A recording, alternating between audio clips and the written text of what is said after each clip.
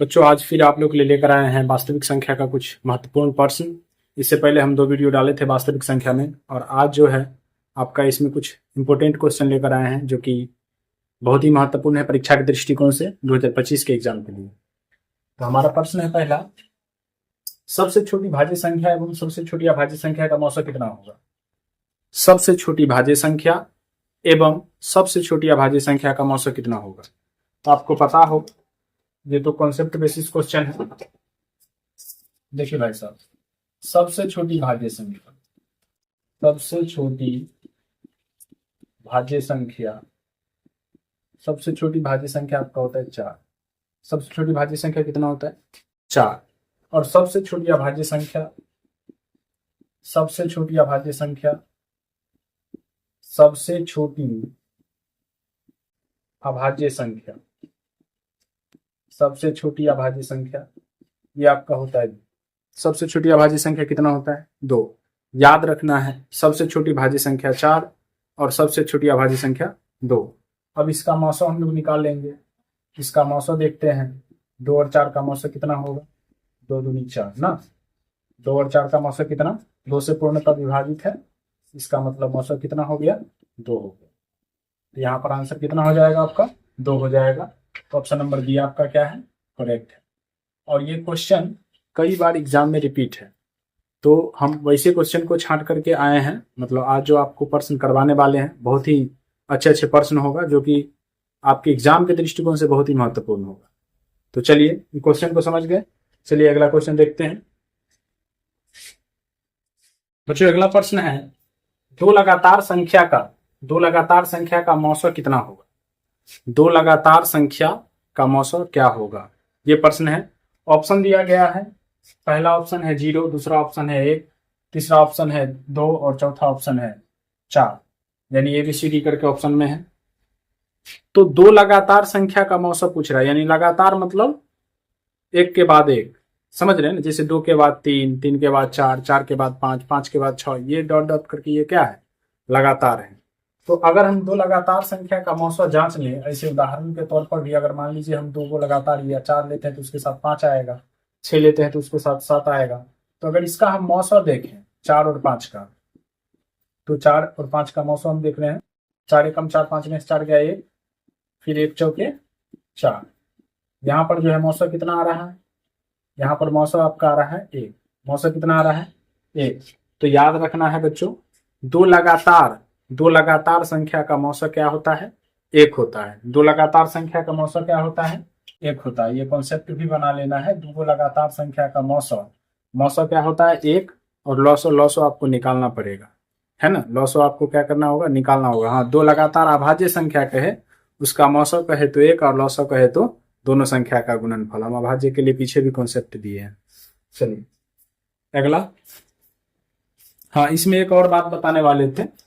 अगर मान के चलिए, अगर इसमें आपको ये कह दे 2 लगातार सम संख्या का मौसा, तो 2 लगातार सम संख्या का मौसा कहता, तो 2 लगातार सम संख्या का मौसा, मान लीजिए अगर 2 लेते हैं तो उसके साथ 4 आएगा, अगर 4 लेते हैं तो उसके साथ 6 आएगा। ये दोनों का मौसा देखते हैं, है ना। 2 दूनी 4, 0 यानी मौसा आपको 2 आ गया। चलिए एक और जांच कर लेते हैं, 4 और 6 का, 4 एकम 4, 6 में से 4 गया 2, फिर 2 दूनी 4, मौसा फिर आपको क्या आ गया 2 आ गया। तो हम कह सकते हैं कि 2 लगातार संख्या का जो मौसा होता है, 2 लगातार सम संख्या का जो मौसा होता है वो आपका 2 होता है। 2 लगातार विषम संख्या का मौसा यदि आपसे पूछे तो चलिए वो भी आप देख लें। 2 लगातार विषम संख्या का मौसा, जैसे मान के चलिए आप 3 लेते हैं तो 3 के साथ आप क्या सोचेंगे, 5 सोचेंगे। लगातार में तो यही सोचना होगा। तो 3 से 5 का देखते हैं मौसा क्या आ रहा है, 3 एकम 3, 5 में से 3 गया 2, फिर 3 उतारेंगे नीचे, फिर 2 से लगाएंगे, 3 में से 2 गया 1, फिर 1 दूना 2, यानी आपका मौसा आ रहा है 1। मौसा कितना आ रहा है 1। तो मेरे पास 2 कॉन्सेप्ट और क्लियर हो गया। 2 कॉन्सेप्ट जो क्लियर हुआ है उसको हम आपको ढंग से लिख देते हैं इस पे, है ना। 2 कॉन्सेप्ट जो क्लियर हुआ है उसको ढंग से लिख देते हैं यहाँ। 2 लगातार सम संख्या का मौसा, 2 लगातार सम संख्या का मौसा, उसमें लिखिएगा 2 लगातार सम संख्या का मौसा, 2 लगातार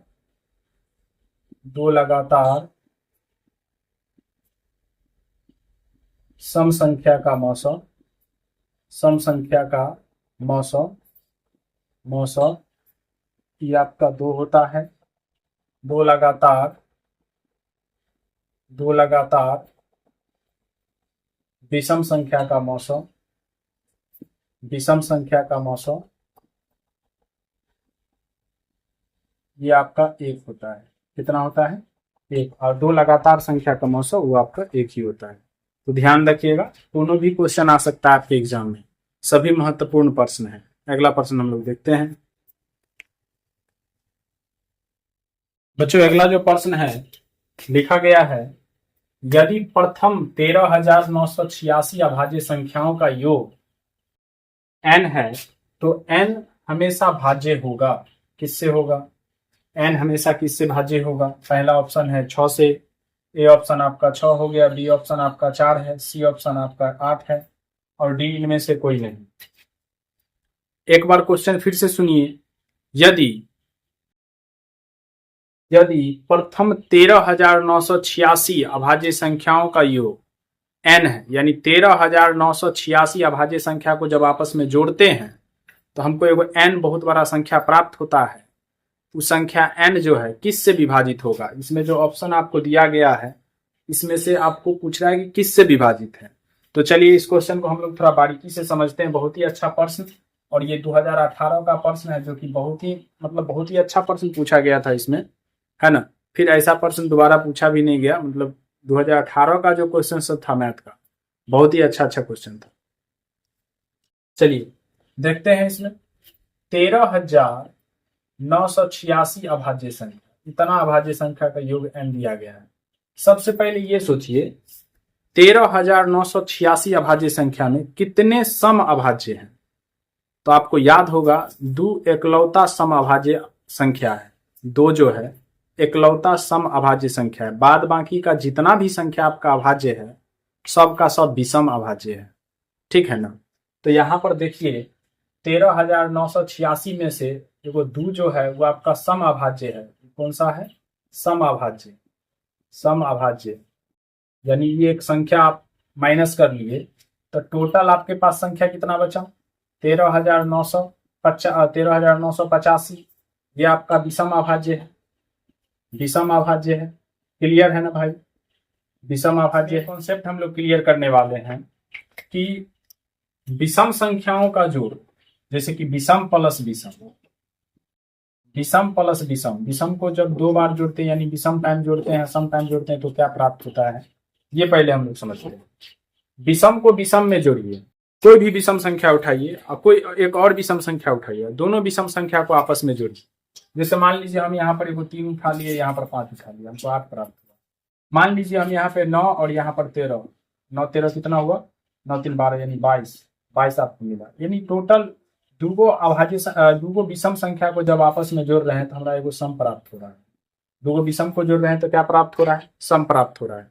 चलिए 3 विषम को जोड़ते हैं, 3 + 5 + 9, 3 + 5 + 9 चाहे 3 + 5 + 7, 3 5 5 3 8 9 8 17, है ना। चाहे 3 + 5 + 7 कीजिए, देखिए 7 5 12 12 3 15, आपको क्या प्राप्त हो रहा है? विषम प्राप्त हो रहा है। क्या प्राप्त हो रहा है? विषम। तो इससे स्पष्ट होता है कि अगर कोई भी विषम संख्या को अगर विषम बार जोड़िएगा, विषम बार, कोई भी विषम संख्या को विषम टाइम जोड़िएगा, विषम बार जोड़िएगा तो आपको क्या प्राप्त होगा? जो संख्या आपको आएगा वो संख्या आपको विषम होगा। क्या होगा? विषम होगा। जो संख्या आपको प्राप्त होगा वो संख्या आपको कौन सा होगा? विषम संख्या होगा। अब यहाँ पर हम एक चीज समझते हैं, हाँ, कोई भी संख्या को सम बार जोड़िएगा विषम संख्या को तो आपको सम संख्या प्राप्त होगा, और कोई भी विषम संख्या को विषम बार जोड़िएगा तो आपको विषम संख्या प्राप्त होगा। एक बार और सुनिए, कोई भी विषम संख्या को सम टाइम जोड़ते हैं यानी सम बार, समझ रहे हैं ना, सम संख्या किसे कहते हैं? सम बार आप जोड़ रहे हैं तो आपको सम संख्या प्राप्त होगा। आप कोई भी विषम संख्या को अगर विषम बार जोड़ते हैं तो आपको विषम संख्या प्राप्त होगा। अब यहाँ पर प्रश्न ये है कि ये संख्या 13,986 जो है इसका योग n था और n किससे डिवाइड है? मेरा प्रश्न ये है, हम उसी प्रश्न को समझाने के लिए इतना कर रहे हैं। अब चलिए इसको हम लोग मिटा लेते हैं थोड़ा सा, है ना।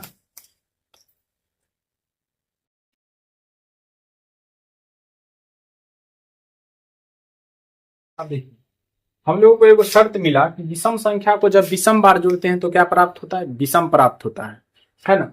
यहां पर देखिए 13,985 ये कौन सी संख्या है, विषम संख्या है। यानी इतना विषम संख्या को अगर हम जोड़ेंगे तो हमको क्या प्राप्त होगा, विषम प्राप्त होगा। यानी 13,985 विषम संख्या को जब आपस में जोड़ा जाता है हमें एगो विषम संख्या प्राप्त होता है। क्या प्राप्त होता है, विषम संख्या, है ना। उसमें एगो सम संख्या को जोड़ दीजिए, समाभाज्य है ना, सम संख्या को जोड़िए। विषम में सम को जोड़ते हैं तो क्या प्राप्त होता है, तो भाई मेरे विषम में सब जब सम को जोड़ते हैं देख लेते हैं। 2 में 3 को जोड़ते हैं आपको क्या मिलता है, 5। 3 में 4 को जोड़ते हैं क्या मिलता है, 7। 7 में 8 को जोड़िए क्या मिलता है, 15। यानी एगो सम संख्या और एगो विषम संख्या को जब आपस में जोड़िएगा ना तो आपको हमेशा विषम प्राप्त होगा। क्या प्राप्त होगा, विषम। ठीक है। अब देखिए विषम संख्या में जब आप सम संख्या को जोड़े हैं तो आपको मिला क्या है, विषम संख्या मिला है।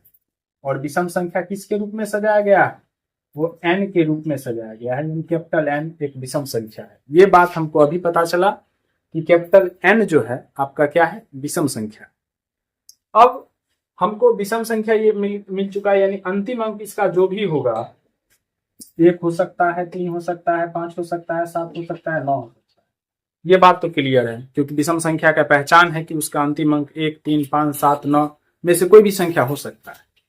अब चलिए यहां से विभाजित होने वाला अंक सब कौन कौन है, कराइए। 6 से विभाजित होगा, तो 6 से विभाजित तभी होगा जब वो संख्या 2 और 3 दोनों से विभाजित हो।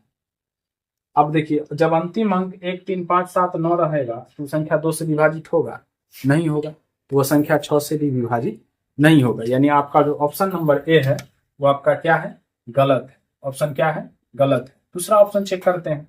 तो जब आपको विषम संख्या प्राप्त हुआ तो 4 और 8 से भाग लग ही नहीं सकता है, 4 और 8 से भाग नहीं लगेगा। इसमें 2 ऑप्शन देखिए 4 और 8, ये दोनों भी आपका क्या हो जाएगा, खारिज हो जाएगा।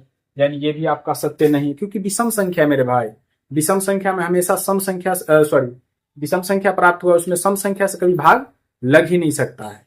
तो आपका ऑप्शन नंबर कौन सा सही है, ऑप्शन नंबर आपका डी बिल्कुल सही है, इनमें से कोई नहीं। इसका आंसर आपको बहुत सारे लोग बहुत तरह के आंसर देते हैं, लेकिन आप तथ्य पे बात कीजिए, क्योंकि तथ्य ही आपको आंसर का सही उत्तर दे सकता है। अगर आप इस चीज को नहीं समझे हैं तो आप फिर से बोलिएगा, हम इस क्वेश्चन के लिए एक अलग वीडियो बना देंगे। ठीक है, चलिए अगला क्वेश्चन देखते हैं। अगला प्रश्न है 64 के वर्गमूल को 64 के घनमूल से भाग देने पर मान क्या होगा। 64 के वर्गमूल को 64 के घनमूल से भाग देने पर मान क्या होगा। तो देखिए 64 का वर्गमूल बहुत ही आसान क्वेश्चन है, जोड़ घटाव वाला, मतलब वर्ग और वर्गमूल चैप्टर से ये क्वेश्चन को लिया गया है। 64 का घनमूल, सबसे पहले 64 का वर्गमूल देखते हैं। वर्गमूल का ये साइन होता है। 64 का वर्गमूल क्या होता है, तो 64 का वर्गमूल होता है 8। उसके बाद 64 का घनमूल, तो 64 का घनमूल है, 64 का घनमूल आपको याद होगा 8 क्लास में पढ़े होंगे, 4 चौका 16 चौका 64, है ना। 64 का वर्गमूल इधर हो गया, 64 का ये घनमूल हो गया। अब कह रहा है 64 के वर्गमूल को 64 के घनमूल से भाग देने पर भागफल का मान क्या होगा, यानी मान क्या होगा, तो 4 दूनी 8, यानी मान आपका क्या आ रहा है, 2 आ रहा है। ऑप्शन नंबर आपका बी बिल्कुल सही आंसर है। ये बहुत ही आसान प्रश्न था जो कि 2018 के ही एग्जाम में पूछा गया था। चलिए अगला क्वेश्चन देखते हैं। अगला प्रश्न है निम्नलिखित में कौन यौगिक संख्या है। निम्नलिखित में कौन यौगिक संख्या है। सबसे पहले यौगिक संख्या समझिए। यौगिक संख्या किसको कहते हैं, तो जो भाज्य संख्या का परिभाषा है वही आपका यौगिक संख्या का भी परिभाषा है। यौगिक संख्या, भाज्य संख्या और उसके बाद जो हो गया आपको संयुक्त संख्या, ये तीनों एक ही चीज है। यौगिक संख्या, यौगिक संख्या, उसके बाद भाज्य संख्या, उसके बाद संयुक्त संख्या, ये तीनों एक ही चीज है ना। तीनों का परिभाषा सेम होता है। यौगिक भाज्य और यौगिक भाज्य और संयुक्त संख्या में सबसे छोटी संख्या होती है 4, है ना। तीनों के लिए ध्यान रखना है, यानी इन्हीं का अन्य अन्य नाम है। जैसे भाज्य संख्या को आप संयुक्त संख्या भी कह सकते हैं, यौगिक संख्या भी कह सकते हैं, यौगिक संख्या को भाज्य संख्या और संयुक्त संख्या भी कह सकते हैं। क्लियर है? हमारा क्वेश्चन क्या है वो देख लेते हैं। निम्नलिखित में कौन यौगिक संख्या है? यौगिक संख्या का परिभाषा क्या है वो समझा देते हैं। वैसी संख्या जिसमें एक और स्वयं से भाग लगने के बाद भी किसी और संख्या से भाग लग जाए। बात समझ रहे हैं? एक और स्वयं जो संख्या है वो खुद से विभाजित हो, साथ ही साथ कोई और संख्या से भी उसमें भाग लग जाए, तो ऐसी संख्या को हम लोग कहते हैं भाज्य संख्या। इसी भाज्य संख्या को यौगिक संख्या और संयुक्त संख्या के नाम से भी जानते हैं। तो यहां पर हम लोग इसी चीज को अभी समझने वाले हैं, ऑप्शन में से ढूंढने वाले हैं कि कौन यौगिक संख्या है। तो चलिए 11 पर विचार करते हैं।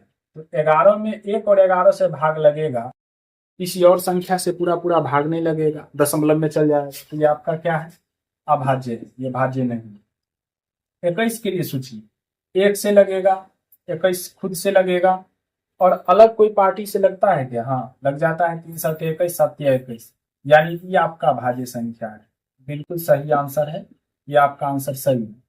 31 पर विचार करेंगे तो 31 में 1 से भाग लगेगा, 31 एकाएं 31, उसके बाद कोई और संख्या से भाग नहीं लगता है, तो ये आपका अभाज्य संख्या है।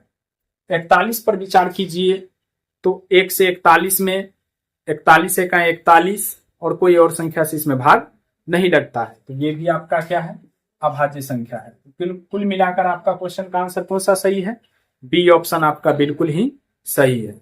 तो बच्चों, क्वेश्चन आपको कैसा लगा जरूर बताइएगा। उसके बाद जो है इसमें हम गिने चुने प्रश्न ही किए हैं, बहुत ज्यादा प्रश्न है, तो हम सोचे हैं कि उसमें ऐसा ऐसा प्रश्न है जो आप लोग बना सकते हैं। यदि कोई क्वेश्चन में डाउट हो तो आप कमेंट कर सकते हैं, हम उस क्वेश्चन को फिर से एक वीडियो बना के आपको दे देंगे। और हमारा जो है कल से क्लास आपका 2 अंकीय प्रश्न, वास्तविक संख्या से 2 नंबर वाला जो प्रश्न उठता है, 5 नंबर वाला जो प्रश्न उठ सकता है, वैसे प्रश्नों का जवाब हम देने वाले हैं कल से। तो चलिए मिलते हैं अगले वीडियो में, तब तक के लिए इतना ही।